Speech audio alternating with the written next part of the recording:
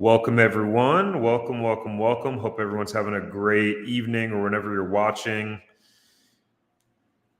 All right, I'm excited. Today, we are diving into my profitable franchise formula. This is a powerful framework. I will tell you, this is probably the most powerful methodology that I've created to help people just like you find and buy the right franchise. And so we're going to just jump right in. As we're getting started, whatever platform you're watching on, if you can hit the like button, drop a comment, tell us where you're from. It helps the algorithm show the video to more people later on. And if you're watching the replay, let us know if you are watching the replay. So, all right, I'm really excited to jump into this. So if you aren't familiar with with kind of my story, and I want to tell you before we jump into the profitable franchise formula, which some of you may have heard of the profitable franchise formula. But look, by the end of this video, you will know the exact formula in which to find, vet, and buy a franchise that gives you the highest likelihood of achieving the profitability and the goals that you are looking for in your business. Here's what I found is that most people, what they do is they search the internet, they scour the internet, they search the franchise top whatever list, or they come across a random franchise that they've been to as a customer, get really excited about it, and you're like, oh, this would be awesome to own one of these. And these are the way that people are deciding to buy a business that you're going to invest hundreds of thousands of dollars in and stake your family's future. It's a terrible way to buy a franchise. I haven't told you before. It's a terrible way. So I want to show you a great way, which is using the profitable franchise formula. And so, if you aren't familiar with me overall, my story is one of getting stuck in the corporate world, always having this dream that I wanted to be an entrepreneur. I wanted to be a successful entrepreneur. I didn't really want to work for anyone. There's nothing wrong with working for anyone. It just wasn't what was in my heart and what I wanted to do. So if you're watching this and you're thinking, I'm so tired of being in the corporate world, I'm tired of having to deal with the corporate red tape or having to ask for permission for time off, then it's highly likely that choosing the path of entrepreneurship will be what you'll need in order to live what you want to live. And so I kept starting business after business, failing. More businesses started. And finally, I came across franchising. And so let's jump into the profitable franchise formula. And actually, before we do, the way that I came up with the profitable franchise formula was that one of my franchise locations was very successful, profitable early on, immediately. Another one of them we bought as a turnaround, and it was a struggle the whole time. We eventually turned it around, but it was just a pain in the butt. And I was trying to understand what's the difference between these two franchises. And then it got me thinking, what's the difference between the franchises that fail versus the franchises that succeed? What within the same franchise concept, what are the difference between the franchisees that have success and the franchisees that don't have success? Because in every franchise system, you have franchisees that do really, really well, and then you have franchisees that struggle, and then you have people in the middle. So let's jump in. So the first one of the profitable franchise formula, I'm going to go over the most important one first, and then I'll explain how it ties into all the other ones after. The most important one is demand. It's number one is demand. What do I mean by demand? Your ability to understand the demand in your marketplace or where you intend to operate the business will be the most important factor in the short-term profitability of the business. How did I figure this out? Well, one, it's not rocket science, right? One of the first things you learn in economics is supply and demand. And so when we opened up our first store in California, one of the reasons why I felt very confident it would be successful is there was not a single competitor within a 5-mile radius of where we wanted to open. Me and my wife were having to go multiple exits to go get juices and smoothies. And so my mindset was, oh, well, if we're having to do that, other people are having to do that as well. And so guess what happened? We opened our store and immediately we were flooded with customers. And we were able to get profitable in less than 60 days. On the other side, when you don't properly assess demand, when we bought our resale, and this is why when people hear that, okay, franchise locations are doing well, just because it's doing well in one area doesn't mean it's going to do well in your area. So that, like, choosing the one that will do well in your area, you may have to decide on something different. Sorry to be the bearer of bad news. But so when we bought the other store, I had been doing the due diligence for a long time because it took us a while to move. And so when I started the due diligence, let's call it a year and a half before, I didn't double check at the end. Guess what happened? There were 5 competitors within a 2-mile radius of that store. So why do you think it was harder at one store versus the other? If you don't have a bunch of competitors, like, people are going to come to you, whether they like you or not, or whether they think the service is great or not. So demand, again, is going to be the most important factor in short-term profitability for your business. So you need to assess the demand in your market for the businesses that you're looking at. How do you do that? There's a whole bunch of things that you do. And if it's one of the things that we teach in our Zero to Profitable franchise system, we teach you how, why, the specifics of how to go out there and assess demand, the specifics to it. But essentially, the basic version is you need to go out there and do competitor analysis. And you need to figure out how your competitors are doing. So if that's something you want help with, or you're interested in getting, like, professional guidance, then you can certainly schedule a free strategy call with our team, and we can see how we can help you. You can do that at tarekjohnson.com/consulting.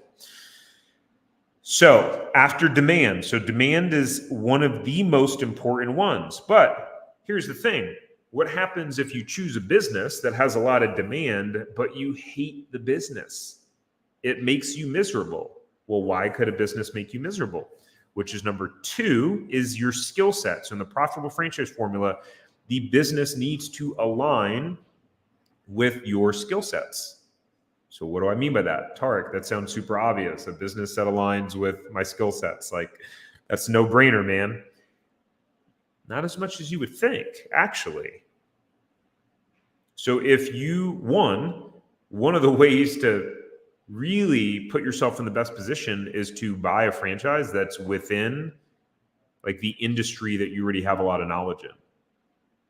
Some of you might go, well, like, I don't want to be in that industry anymore. That's why I'm trying to leave and start my own business. I don't want to be there. Okay, great. I'm just letting you know. Like, I'm just the messenger. But if you are an introvert, right, and you hate being around people, or you're absolutely terrible at sales and you don't like talking to people, and you wind up buying a business that the main role of the owner, especially in the beginning, is to go out there and sell and generate business and talk to people, there is a skill set mismatch. And unless you're the type of person that is wanting and desiring to change your personality and grow, even if you become profitable, you're probably not going to be happy, because you're not choosing a business that is aligned with your DNA and your wiring as an individual. Does this make sense? Like, let me know. Drop me a comment if this makes sense. And again, if you're watching, wherever you're watching, give me a like, a thumbs up. This is completely free, taking time out of my evening at a 6:30 p.m. time to come and deliver value to you, to share the goods and the good word. The least you could do is hit the like button. Thank you. So you really want to choose a business that really aligns with your skill sets. If you are very good at operations, if you're working in the field where you're planning logistics and you're coordinating and orchestrating, then choose a business that's the main role of the owner. Not only will it allow you to be better at operating the business, but you'll be happier. The whole goal is to create happy and profitable franchisees, or for you to be a happy and profitable franchisee, right? You could have the profitability part, potentially be making a bunch of money, but if you aren't happy, is it worth it? You tell me. Number 3, right? So we talked about number 1 being demand, number 2 being skill sets. Number 3 is profit potential, right? And so you need to assess the profit potential of the business. Here's what happened to me. When we were buying our very first franchise, I had no idea how to figure out how much money the franchise could make. I mean, literally, my wife and I are doing validation, meeting with some owners, and I'm just stumbling through franchisee validation. Never done it before, didn't know what the heck I was doing, didn't know what to ask, how to ask, why to ask. I was already pre-sold on the franchise, which is why when people come and they're already pumped up and amped up about a specific franchise, I'm like, you got to take a step back. There's over 4,000 franchises out there. You got all pumped up and excited about this one thing. You literally haven't talked to any other franchises. Do you realize how stupid of a decision that would be to stake part of your life savings and your family's future on buying a franchise when there are over 4,000 and you only look at one? Like, when I say it like that, it sounds like probably not the smartest idea, right? And so I got excited and I got what I call confirmation bias. One of the things we help our clients avoid, getting too emotional, confirmation bias about getting too excited about a franchise. And so we didn't really validate the profit potential that well. And so what happens? Later on, I realized, in order for me to get the type of income that I want to get from these businesses, I'll need to own like 3 of them or more. Well, guess what? They're all over $300,000 a pop to get open. I just had this conversation with someone today, young guy that signed up for a 0 to profitable franchise system. And he was talking about wanting to go into a similar space in the juice and smoothie category. And I said, look, if you're going to invest $300,000 in a business, don't you want to get the highest possible return on investment in terms of cash flow on that $300,000 invested? What if you could get the same cash flow return with half the money invested in a different business? I get that this is what you really want to be in, but is it more important for you to be in this specific business? And I'm asking you guys who are watching, right? Like, I'm talking to you as I'm telling you the story. Is it more important for you to be in this one business you're looking at, or is it more important to have the highest possible return on investment in the business that you can? Only you can answer that question. And so when we signed our franchise agreement, going back to profit potential, number 3, when we signed our franchise agreement, I got emailed a pro forma. I start looking at it and I'm like, what is this? How does this even work? What are these numbers and calculations? How do I figure this stuff out? And we had to fill it out. So I go back to the franchisor, and this is after becoming a franchisee. Hey, yeah, we can't give you the numbers for that. You got to just talk to some of the other franchisees. And so a pro forma, if you don't know, is essentially financial projections, and it's like a projected profit and loss statement. And I thought, why the hell didn't I get this before I signed the franchise agreement? This would have made it really helpful to know, like, if this was the business I wanted to do. So when validating the profit potential of a franchise, you need to fill out a pro forma. Now, how do you do it and all that stuff? Again, that's I could do a whole 1 hour training on pro forma. And I have. And one of the things that we do in our zero to profitable franchise system is we pulled up pro formas and we go over them. We do these weekly group calls and we'll go over it. We'll pull it up, dissect it, go into it. It's really cool. Really helps you gain clarity on how much money you could potentially make in the business, because you get to actually start adjusting the numbers. Another part of profit potential is talking to existing franchisees. If you are not asking franchisees about what would be a good return, like what's a good profit margin that they would expect, what's too low of a profit margin, what would be an unrealistic profit margin. If you're not asking those sort of questions and understanding the cost of goods, right, and what the margins are in the business, and if you have fluctuating cost or what the average labor cost is, how in the world will you know if this business has the potential to create the amount of cash flow that you're looking for? Like if you want to go from 0 to 60, to use a car analogy, in 3.5 seconds, well, you probably should not buy a Honda Civic. And so some of you are buying Honda Civics franchises, wanting to get the speed of a Mustang or Corvette. And so that's part of validating the profit potential. Royal Bank says, if it makes sense, I found a resale. It's in my field, hopefully closing this month. Also going to retain attorney Leonard. Awesome. Cool, man. Glad the content's been helpful for you. What's up, Dragon Ball? I can't see the image, so I'm trying to think if Dragon Ball is someone else. Anyways, so the other part of profit potential is item 19. So my wife and I have been looking at franchises ourselves, and one of the franchises that we've looked at does not have an item 19. And I'm like, oh man. Talk about confirmation bias. I'd really like this franchise, and I'm like, they don't have an item 19. That is typically not a good sign when franchises don't have an item 19.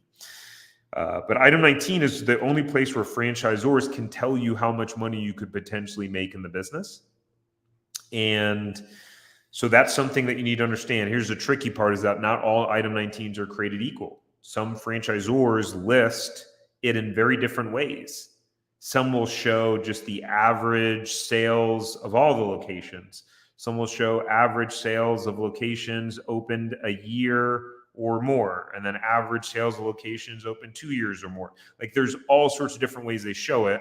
And so in profit potential, there's all these components that you got to be able to understand, interpret, and figure out on like what the profit potential of the business is, like before you buy.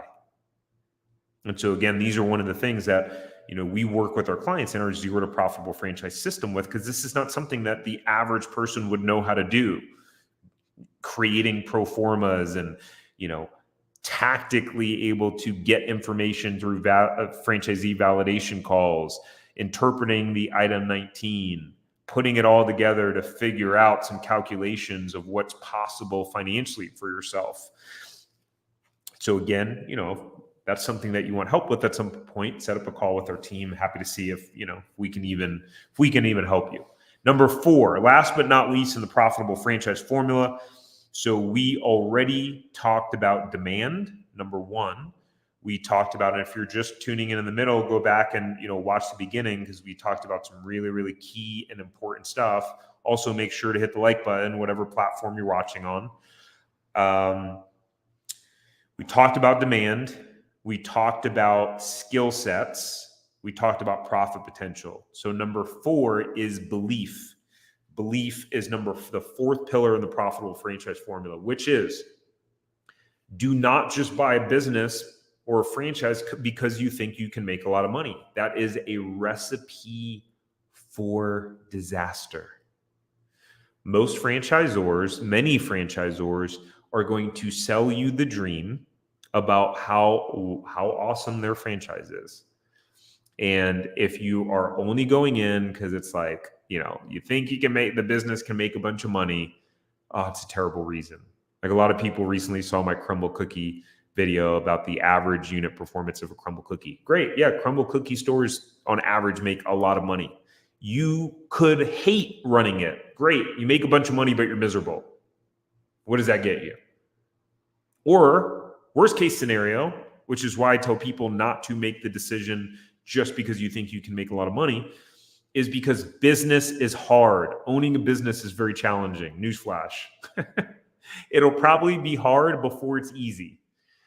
And some people can't get through the hard part. And if you can't get through the hard part, you never get to the good part of making a bunch of money.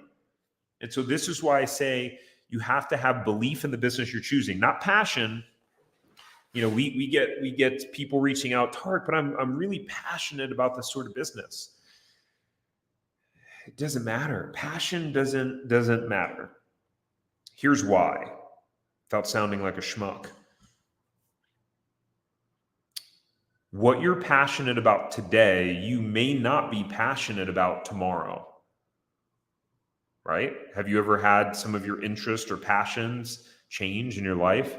So if you choose a business now that you feel passionate about, and then 1, 2, 3 years later, you're no longer passionate about it, now you're stuck with a business, a franchise agreement, a personal guarantee, potentially a lease, employees, expenses.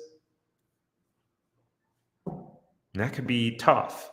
So it's more so about choosing a business that you have belief in. Like, what do you have a strong belief in terms of the product or service? And sometimes it may be also what you're passionate about. So they're not like mutually exclusive. But if you believe, if you just started working out, you're like passionate about fitness, you buy a fitness franchise, because of that, well, probably a bad reason. But if you buy a fitness franchise because you believe that fitness transformed your life and you have a firm conviction and belief that everyone should exercise and work out because it's going to improve the quality of their life and enhance all the other areas of our life, like that's probably a belief or a conviction that will likely not change in your life. And so when you choose a business that you have a strong belief or conviction in the product or service, even if it's something completely new to you, right? You may be looking at a completely different industry, but if you have a connection and a strong belief in that, it's going to put you at a higher likelihood of succeeding, because the beginning of business is hard. And to get through that beginning period and those challenges, you need something more than just passion fueling you. You need belief. You need conviction. All right. So hopefully that was valuable. If it was, drop me a comment. Let me know. Like the best thank you could give me is to leave a comment and to leave a like and let me know what you thought of this and if it was helpful for you. That's the most beautiful thing that you can do.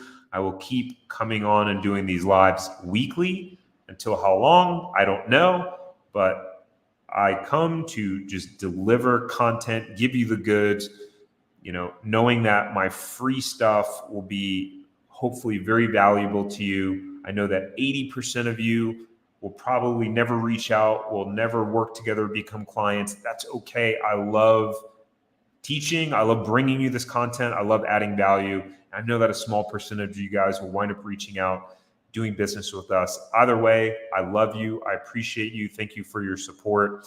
And I hope you guys have a great evening.